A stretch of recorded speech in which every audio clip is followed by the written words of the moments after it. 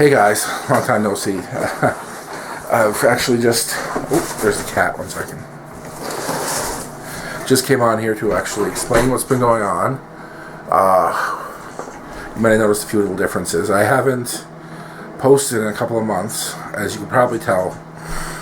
The depression got me again. I've basically just been laying in bed, eating fast food for the last few months. When you have a problem in here and it just sucks the life out of you, it's not an excuse. I'm not trying to make an excuse. It's more of an explanation. I screwed up. I've been, I don't know, just some days it feels like life is just over. I'm trying. I'm really trying. I've decided to give it another go. I'm going to start uploading videos. Right now I'm just getting prepared to make a new video. I've got a few other things that I need to upload. I'm actually going to try some video game stuff because I play video games. Oh, the lighting is just horrible. What motivated me is I had a little bit of good stuff happen lately. I got the repairs done. Upstairs ceilings. We had a leaky roof and the ceilings came in upstairs. It was horrible. But because of that, most of my income was going towards heating the house. Having something like that happen in the winter, worst thing ever. So we finally got the ceilings fixed up, and we have like a grant system here for energy efficiency. I don't know if everybody has that, but we got that, and I got about like that much insulation put in the attic, and it makes a massive, massive difference. The winter's mostly over for us guys now, but next winter it should actually make a big difference in my income, which is wonderful because I live in northern Nova Scotia and it gets pretty chilly here sometimes. And having to spend like the lion's share of my income was going towards heating. I couldn't afford to buy meat, I couldn't afford to buy this, it was horrible. It was, but come the future, see, in where I live, food is actually fairly expensive, right? A lot of you guys in the States, in US, whatever, you'll have like a 4-liter jug of milk, like a big gallon jug of milk would be like $2. It's almost $7. I'm sorry, it's almost $10 here. Sorry, the price went up. Just as a comparison, right? A lot of our food is just massively more expensive, and when you have to spend so much more on heat, it just completely wipes out your budget. Like I said, luckily spring is starting to sprung. We still get a flurry here and there, but it doesn't last. So hopefully things will get back on track. Just, I don't know, my mind just, I wish I knew. But I've got some upcoming videos. I'm gonna try to do more motivational videos. They motivate me just as much as they motivate you guys, so I'm going to try to get back on track with that. I've got a couple of cooking recipes, trying to get back on the thing because I haven't lost weight in a while. I was sick there for a couple of weeks, and when you're sick, you just lay in bed. And if you lay in bed for a while, you just atrophy. It's harder to get up. It's harder to sit up. It's harder to stand. Honestly, if I don't do something now, I'm going to be completely immobilized. And that kind of scares the life out of me. So, I have to do this. I have to get up. I have to stay social with you guys. I have to do things. It's hard. I'm scared. But I'm going to try. Okay, this is me sending you guys love. If you've liked the video, don't forget to subscribe, thumbs up, all that fun stuff. Don't forget to share. Any questions, comments, not cake recipes. It's an old expression, sorry. Any questions, comments, recipes, just throw them in the comment section below. And as usual, love y'all. Bye. Okay, guys, welcome to the show. Today we're going to be making a red wine pot roast in the pressure cooker. Quite delicious. I've tried it myself. For this, let's just adjourn to the recipe. Okay, we're going to need a nice roast here. a little bit of water. We're going to use salt, pepper, a packet of onion soup mix, chicken stock, Worcester sauce, red wine, and some garlic. I like to use the pre-prepared garlic. Okay, and let's get off to the pot. Okay, the first thing we do is we heat our pressure cooker up for sauté, and then we season the roast on all sides with both salt and pepper. Okay, I just had to show you.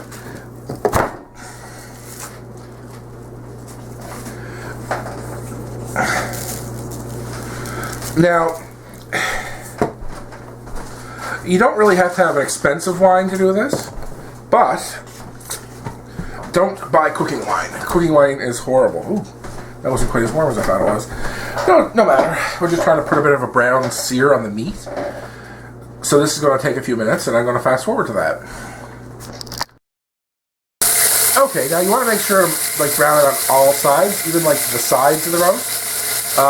Now remember, the main thing about browning is to just leave it be. Don't move it around. You're trying to get one side as hot as possible so that the Maillard reaction starts, which is basically browning and caramelization of sugars and a whole bunch of chemistry.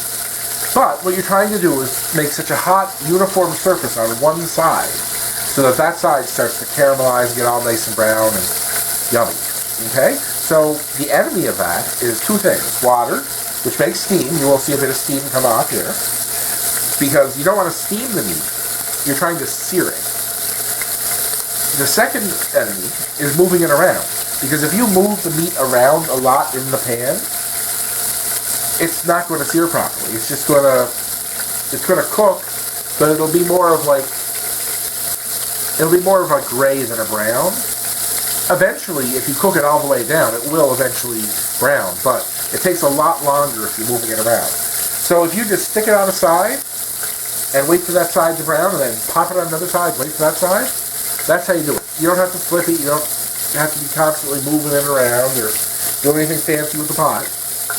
Just straight up, leave it sit until it's brown. Check it every once in a while. Lift the corner, look underneath. But aside from that, no. Now I'm going to fast forward because you don't want to watch me do all 1, 2, 3, 4, 5, 6 sides of the roast, and I'll be back then. Okay, guys, while that's browning, I thought that I'd take a minute to talk about wine. When you're cooking with wine, a lot of people buy this cheap, horrible cooking wine. It's bad. It's really, really bad. Basically, it's the stuff that's left over when the winemakers make their wine for human consumption. Then there's stuff that it's just, and they throw it in a bottle and call it cooking wine because it's just too disgusting to actually put in a bottle and put in a glass. Now, you have to remember, there are some cheap wines. There are some nasty wino wines. And this stuff isn't even as good as that. Okay? So, it usually has a lot of salt in it, and it's usually horrible tasting, and it's just bad. Now, why would you want to eat that? Why would you want that in your food? It's not good. It's not a good addition. It's not a good replacement for actual wine. Now, that's not to say that you have to go and spend $200 for a nice bottle of wine. No, a nice table wine, just something a good table wine should be $10, $20 tops. Okay? You can get more expensive. You can get, depending on your area, depending on your locality, yada, yada, yada. There are more expensive table wines, but you can get decent wines for $20. I know. It's shocking. Now, the wine I'm using, it's actually a homemade. It's a Bergamot. My sister made it. She actually has another channel. I'll link to it in the description. And she made wine, and it's delicious. It's the closest I've ever been to actually becoming a wino because it's that tasty, right? And it's perfect. It cooks well. It drinks well. It pairs well. It's a nice wine. So, don't be intimidated by wine. Just, I have to be careful because I'm going to turn you all into drunks. But just try different wines and see what you like.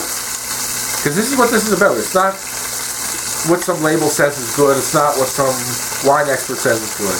It's what you like. So go to the liquor store or your grocery store, wherever you buy your booze, bootlegger, and just have a look around. See a silly bottle, see a silly animal on it or something. Give it a try. What's the worst that can happen, you know? Well, a lifelong drinking problem. But you don't want that. Drink moderately, children. Drink moderately. But no, what I'm saying is try different wines, experiment. Just play with it. Okay? Now, this is a beautiful, beautiful red wine. It's just so tasty. You can get a white, try a champagne, sparkling wine, whatever. Even with cooking, always remember to be experimental. Not just try new things, but like try new things in new things. Like if I had a different type of wine, whatever. That's how recipes are invented. People are like, oh well, I have this, let's try this. And that's all. So, don't buy cooking wine. It's an abomination. Get yourself a nice table wine for cooking. It keeps for a while. Oh, I got this wine and savor thingy. It's cool. It's got like a thing, and it sucks the air out. It makes the wine last longer. So, that's always good. Although, truth be told, the wine doesn't last too long in the cupboard. Here, a lot of cooking going on, you know what I mean? Okay, so let's get back to the food, and that's my little infomercial about wine. Okay, and as you can see, I've got a nice char. Get yourself a plate or a bowl. You're going to remove the roast from the cooker. As you can see, I got a nice all-over brown going on. Okay, now, what we're going to be doing is we're going to put about 1.5 cups of that nice red wine. Okay, we're going to use that to deglaze the pot. Basically what deglazing is just dissolving all the little bits and stuff that have cooked. They're really flavorful because they've completely browned. Like browned in a way that you wouldn't even want your meat to brown. It's actually funny though, because the reason that you would use a wine instead of just plain old water is because in cooking, flavors dissolve in 3 things. Certain flavors dissolve in oil, certain flavors dissolve in water, and other flavors dissolve in alcohol. So, with wine, you already have the oil in there, and with the wine, you have the alcohol and the water. So, when you add wine, it dissolves the little flavor particles. I'm not particularly sure on which chemistry you think they are, but the flavor particles are dissolved in the oil, the water, and the alcohol. And this makes it easier for them to be tasted. Which is why gravy works. That's why, well, not necessarily that. Well, actually, a little bit of alcohol in gravy is good too. But that's how gravy works, basically. All the flavor from the meat and stuff gets dissolved in the water, and it's suspended there, and it's sort of easier to taste. Yeah, you just want to make sure there's nothing on the bottom. You want to scrape off any bits. Any bits or bobs. Oh wow, that smells nice. Oh, it smells like Sunday morning. No, Sunday afternoon when supper's on the go.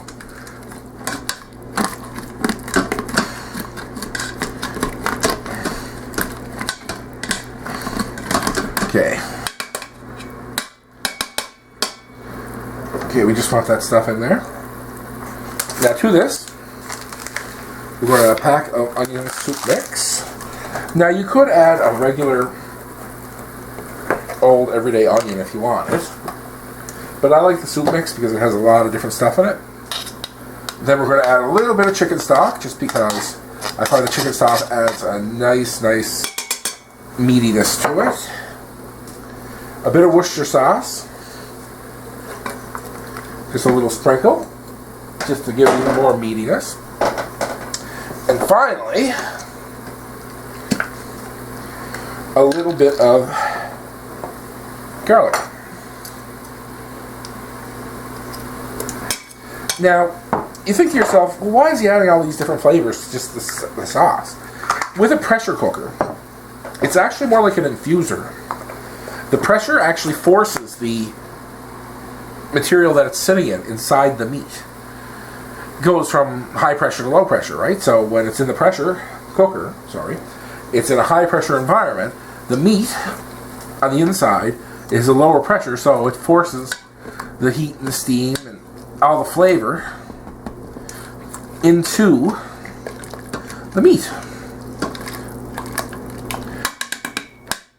That's why when you do pressure cooking, things tend to be more extremely flavorful. Now I'm going to add just a little splash of water, about half a cup. There we go. Whew. We're going to get that back up to a boil, make sure there's nothing stuck to the bottom.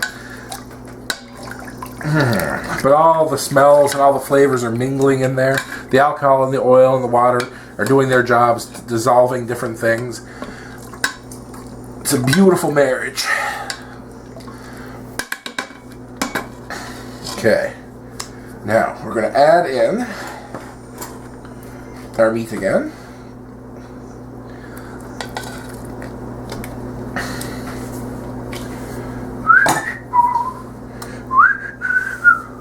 Oh, shouldn't be whistling. Bad luck. Okay, so now that we got that there, we're going to seal up. Make sure our valve is closed.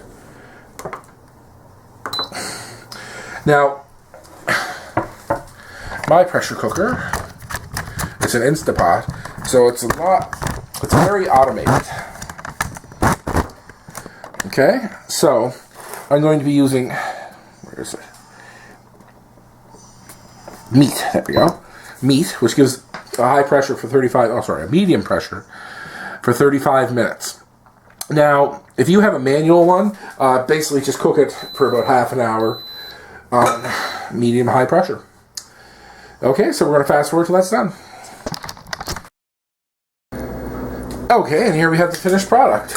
As you can see, I wish you could smell actually, because it smells really good. At this point, if you wanted to add in a bunch of vegetables, like broccoli, carrots, stuff like that, and throw it in for another 3 minutes for steam, now would be the time to do it, but we're not having that.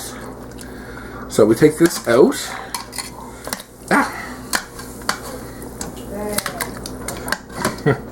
See, this is why I prefer my big grabbers.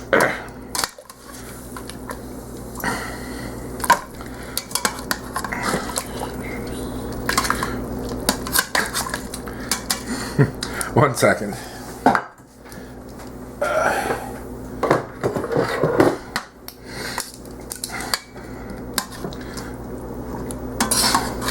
There we go. And this juice is beautiful for a gravy or whatever.